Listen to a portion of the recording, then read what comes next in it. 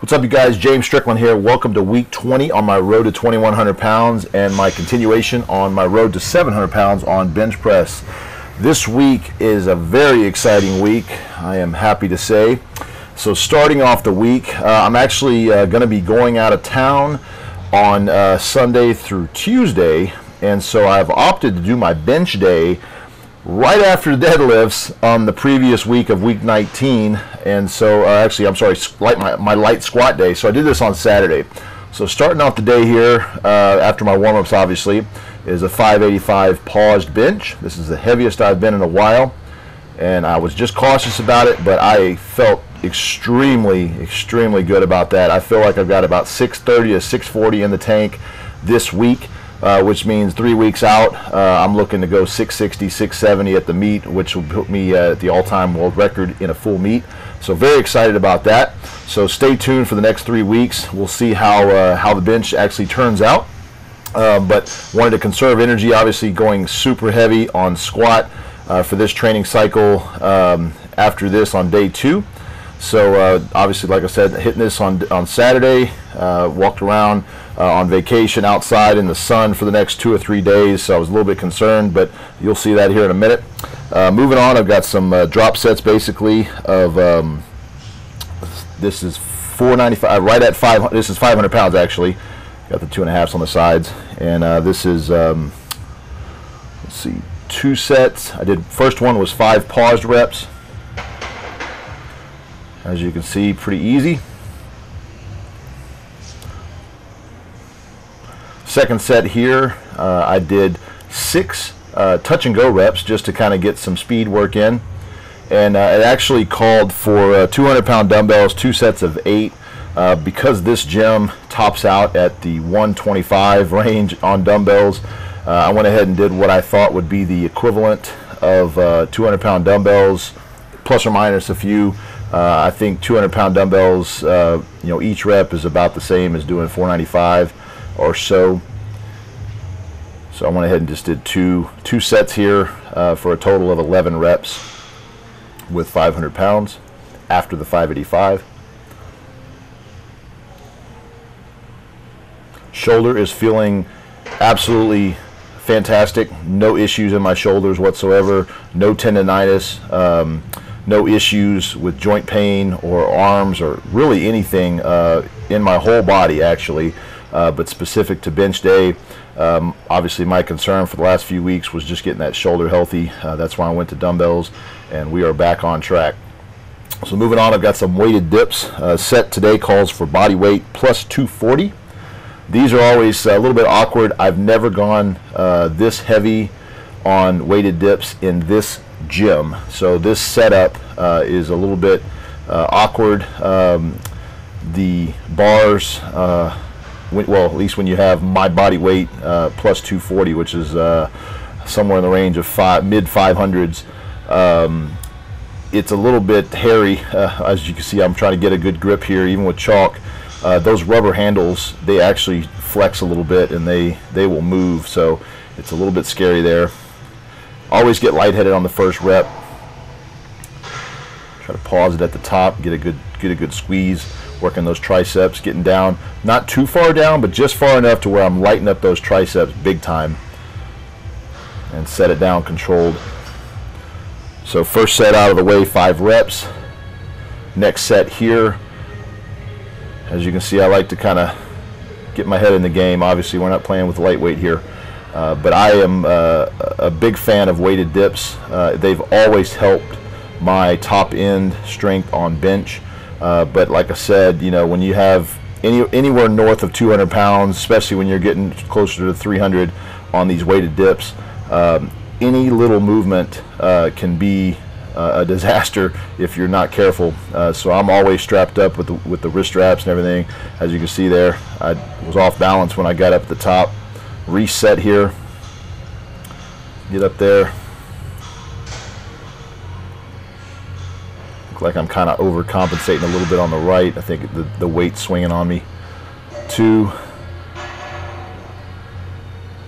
I'm starting to really feel my stabilizers here. It's getting out of whack, so I went ahead and just shut it down there right about on 3.5, 4 reps on the second set. It's not detrimental that I didn't get 5 reps. There's been times when I've had 270 or more and didn't get them at all one week, and the next week I nailed off all 6 of them or 7 of them. So just part of the game there, especially when you're dealing with that kind of weight. But overall, happy with that set. So moving on here, I've got 20-pound dumbbells for incline face-down rear delt flies. These really help light up those rear delts. Showing another angle here. Really working on getting a good squeeze at the top. I normally start feeling the burn on these right around 3/4 of the reps. So this is 3 sets of 15.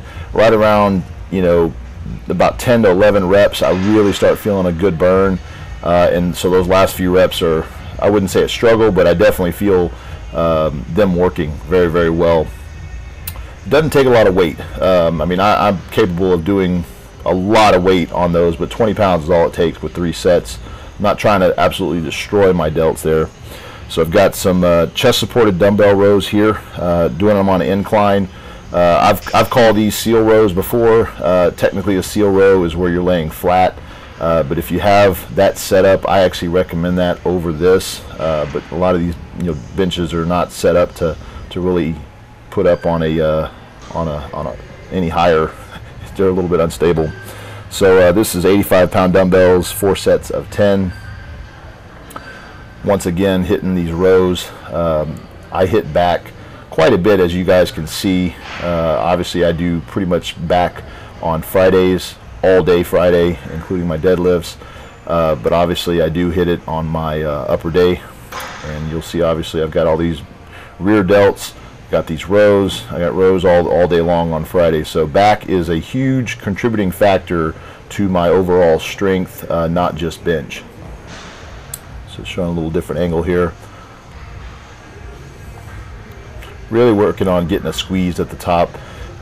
You know, I can fly through these reps pretty easy, touch and go, but getting a good squeeze and really controlling the contraction of the muscle, mind-muscle connection, is very much key to success in making every rep count more than, say, the next guy who's just kind of going through the motions. There's a big difference in how you work out. Moving on, this is one of my new favorites for triceps. This is monastery extension. Got 210 pounds. Obviously, I've maxed out the stack there, so I got to find a plate and go ahead and hang it on that pin. And this is 3 sets, 12, 10, and the max set on the last one I got 15. Working on really getting contraction here. Sometimes I will switch it up depending on how the muscles are feeling, where I will get real tight squeeze contraction on the first couple sets, and then as it gets a little bit hairy towards the end, when there's the lactic acid buildup or I'm just tired, flat out tired, and I just need to get the set in, you'll see me speed up a little bit. But that is really me going off a feel. Obviously, I've had some success with this, so I will keep doing my thing, and it seems to be working pretty well. So just a little bit different angle here for the monastery extensions. I did notice last week when I was watching it, my elbows were coming up quite a bit. Josh Bryant actually pointed that out to me. They are coming up here a little bit, but I am keeping them controlled. The idea here is to really only use your tricep for this movement. With this kind of weight, it is hard for me to keep even my knees down. You'll see them even coming up just because of the angle and the amount of sheer weight that I'm putting up here. It is pretty tough to keep that core engaged.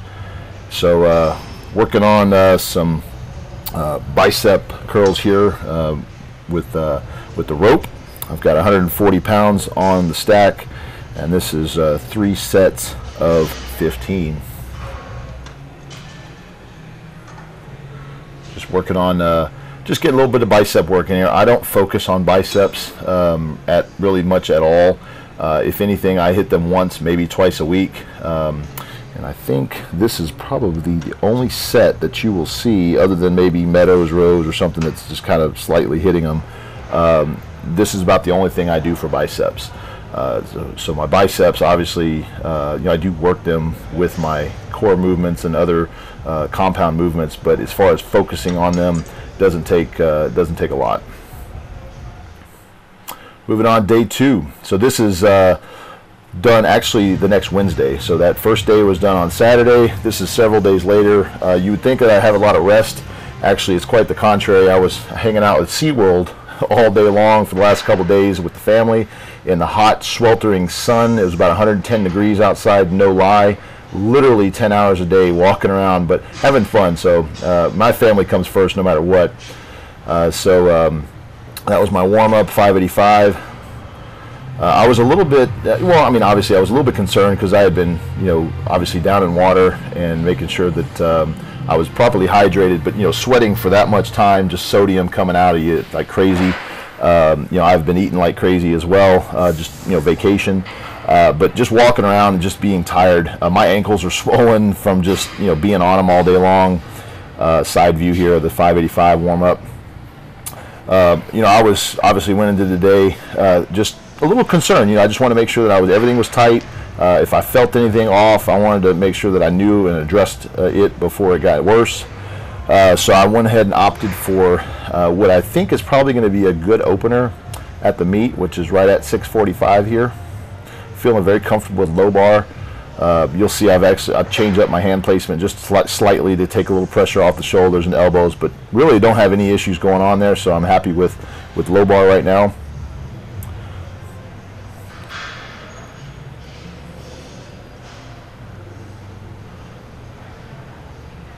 Opened up the hips pretty good, and I'm happy with that. So you know, 30-pound jump to today's top set is going to be 675, which is the heaviest I've gone in training this training cycle, and it's the 3rd highest squat that I've ever done in the gym or meet. So we'll see how that goes. This is a side view of the 645. A little bit lower, I think, on depth, but as far as a warm-up, I'll take that. Still kind of trying to get those hips to open up. Still pretty tight from just walking around. My beautiful wife Georgia here, you guys can follow her on Instagram. Her name is Miss.Swimhack, so MRS.Swimhack, and she is my companion in life, mother to my 3 beautiful children. She puts up with all my crap. She is a wonderful, wonderful lady, and I would not be who I am without her. We've been married for 14 years. We've been together for 17 years, and best person in this whole world that I know. She has got my back for sure. So this is my top set here, 675. I was pretty much amped up for this lift. I know you can't really tell because I lift pretty calm, but I knew going into this lift I was going to smash it. So I want to see what this looks like from this angle.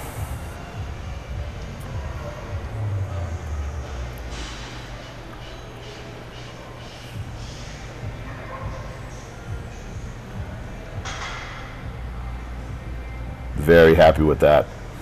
Shaking my head there like I know I have 30, 40 more pounds in me right now. But as part of the process, we are not going to jump up any higher. You know, there's always a little devil on my shoulder that says, you know what, let's go ahead and pack on another, you know, 10 to 15, 20, 30 pounds and go ahead and nail it. But there's a time and a place for that. Here's the thing. Even though I might be strong enough right now to do 700 pounds, the fact is I have yet to have more than 650 pounds, or actually 660 pounds on my back this training cycle. If I would have done that, it would have been a 40-pound jump from 2 weeks ago when I did my squats. And you know, that doesn't sound like a lot, but when you're talking about this kind of weight and these percentages, especially after very happy with that depth right there. That'll pass in any competition. I'm not worried about that at all. I know with the 660 last week I was a little concerned. Here's a different angle, let you guys see that. But back to jumping up, you know, if I would have gone 705 or even 715 today, it probably would have been, well, I know it would have been more of a struggle than this, obviously. But there is a greater chance of injury with that. Not to mention, what am I going to do for the next 3 weeks? Am I going to jump up 10 pounds the next week? I know that in the meet, 705 to 715 is going to be there, so there's no reason to do it right now. There just isn't. So it's playing smart and working out smart, not harder, and nailing the reps just like it's supposed to. So I got some speed squats here with 500, 3 sets of 3, extremely easy. Lately, speed squats have been kind of giving me some issues just because I've spent a lot of energy on my top set, but these felt amazing. So very, very excited.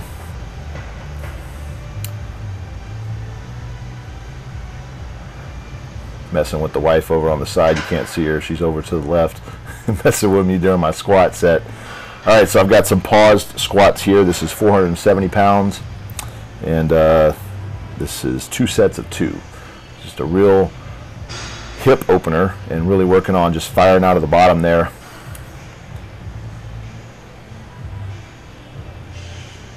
These are moving quite well as well. And you can see my hand placement. I'm testing out with lighter weight what it feels like to kind of have the bar, have my hands out a little wider. So when I actually going to be in a mono lift at Boss of Bosses, I will walk my squat out. That's just part of my, part of how I do things. But I may have the handles on the mono lift on the inward position. That way I can maybe hold it from the outside. So moving on, I've got some grips. This is grip work. This is overhand deadlift holds, 15 seconds with 470 pounds, and this is on the squat bar, so it's a little more difficult. It's actually 485 pounds, but that is an easy set for me. And moving on to some GHRs, or at least some modified GHRs. Don't have a GHR machine in this gym. And this is body weight plus 35 pounds, holding a 10 and a 25 there for 3 sets of 6. And I believe, I haven't been counting, I think I did 12 reps and 6 reps just to kind of get the set done. These are really good for firing up those hamstrings, which has helped me greatly with the bottom of the squat, with stabilization in the squat, with my deadlifts obviously. And believe it or not, working your legs helps with your bench because you're stabilized a lot more. You have a lot greater leg drive, a lot more strength overall. So don't neglect your legs if you're bench only.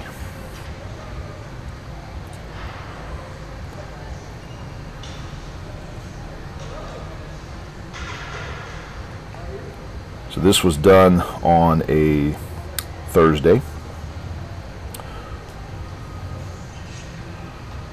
Sorry, Wednesday. Got my days mixed up here. This was done on a Thursday evening, so this is my lightest and quickest workout. Is my upper day, which is my lighter upper day. This is the full stack with the hammer strength overhead press. I think there's like 220 pounds or some odd there. With a little extra resistance. Very easy. This is just to get some blood flow in, get the shoulders fired up a little bit. 2 sets of 15 real quick, just as basically just as a warm-up. A little bit difficult to fit in that little machine. I do find that having my thumbless grip, at least on these, does help with a little bit of shoulder issue. I wouldn't say these cause shoulder pain, but I do feel that having my thumb over it can irritate the elbows a little bit more and the shoulders, at least on that machine. So there's no harm in or danger in doing thumbless on that particular one, just in case you were wondering. And then moving on, it's my second set of the day. This is standing one-arm rear delt cable flies. This is 50 pounds, 3 sets of 15. These really light me up in a good way. These will really, the first set normally goes by pretty quick. It's the second and third set that I really feel in those rear delts. But this is one more rear delt exercise, so I do hit the rear delts quite a bit during the week. Those are amazing for bench press stabilization and pressing. So there is a reason why I hit these quite as much as I do. Also having some issues, you know, with that left shoulder rear delt before. I want to make sure that that's 100% healthy, and we are good to go. So moving on, I got dumbbell benches. The set actually called for hundreds. They were taken by the guy next to me, so I went ahead and grabbed the 105s. The set is supposed to be 3 sets of 20. I went ahead and knocked out, well, I was going to knock out 60. Got to 50, and I pretty much could tell that the lactic acid was just so much. It wasn't, I wouldn't say it was hurting, but I could definitely see that had I gone for 60 reps, yeah, I would be right on the edge of possible injury. So I didn't want to push it too much. But I think 50 reps with the 105s is pretty good set for me, especially going in at 9 o'clock at night, knocking this whole workout out in less than 30 minutes. So here's a side view of it. As you can see, those other hundreds are taken next to me. My main concern here is blood flow and just getting these reps cranked out, speed reps. I'm not looking for a lot of time under tension. I've obviously done my bench work this week. This is just to keep me held over until the following Monday. Looking to go over 600 very easily here in the next couple of weeks, and to continue to go over 600 until the meet. Got a little bit of catch-up work on bench, but I think my instincts and my natural ability and talent can carry me quite far. I think at just about any point in time, unless I'm injured, I've got a 600-pound bench in me, competition style, regardless of what's going on in the season. So for me to look at doing 650, 660, or even more in the meet is not unreasonable at all. So moving on to some T3 raises. This is 10 pounds, nothing crazy. 3 sets of 10. RPEs on these is basically about a 7 to 8. This is not meant to give you a big burn or anything. Obviously, if you're looking to really cause some some distress to those shoulders, you can go a lot heavier than that. I'm not. So moving on, day 4 here. As you can see, I'm testing out that little bit wider grip with my paused 365 squats. These are my warm-up to my deadlift. Today's deadlift is a light day. Like I said earlier last week on week 19, from here forward, we're going to be alternating my heavy squat and heavy deadlift weeks. So obviously I went heavy on squat earlier this week, and today's top deadlift set is just 1 rep at 600 pounds. So not concerned about this at all, just looking to move it, get it up there, and control the weight. I actually just went ahead and did 605 to make the plate loading a little easier. Boom. No big deal. I got my deadlift set out of the way for the week. Moving on to some Meadows rows. These are quite tough only because of the amount of weight that I'm having to put on it. This is 215 pounds. Do 5 reps per hand, 3 sets of this. I put on a belt just so that I'm not taxing that lower back any more than I need to. Like I said, you can't really tell, but there are 4 45s there. I believe a 25 and a 10. Of course, the bar I don't count, so I'm sure it's more than 215, but definitely no joke. Get lightheaded after every set. I gotta get my breath there, but that's what kind of weight it takes to fire up those lats and that back. One more example of my back sets that I do during the week. Obviously, this is also kind of a rear delt exercise as well.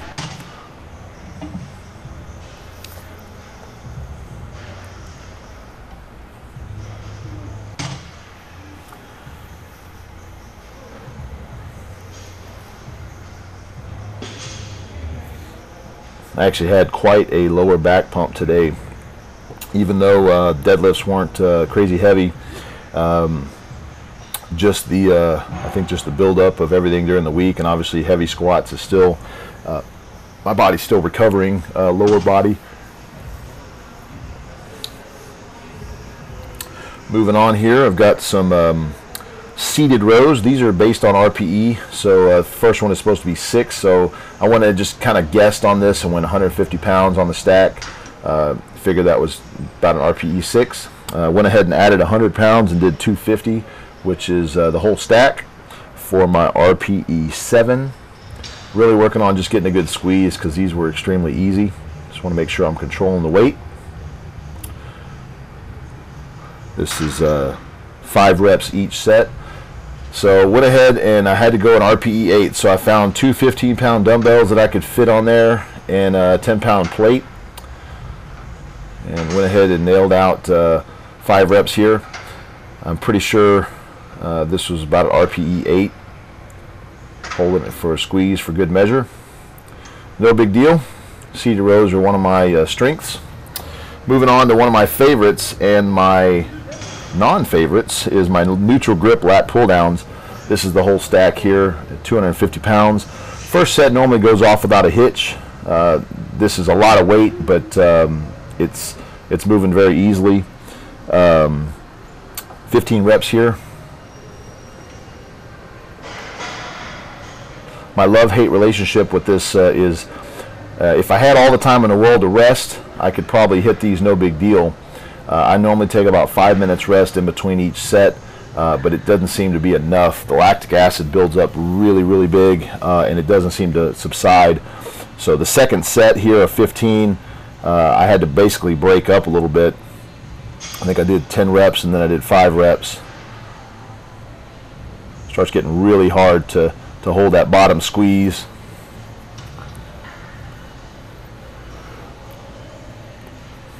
As you can see, I start breaking form a little bit.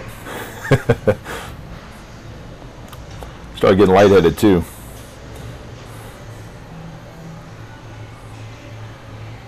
Bad thing about this is I lose my grip, so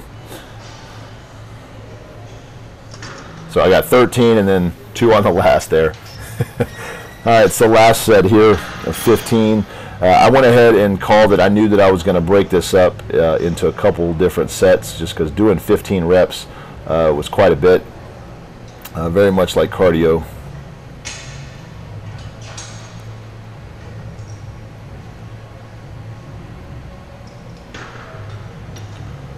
Take a short breather, try to get a little bit of recovery.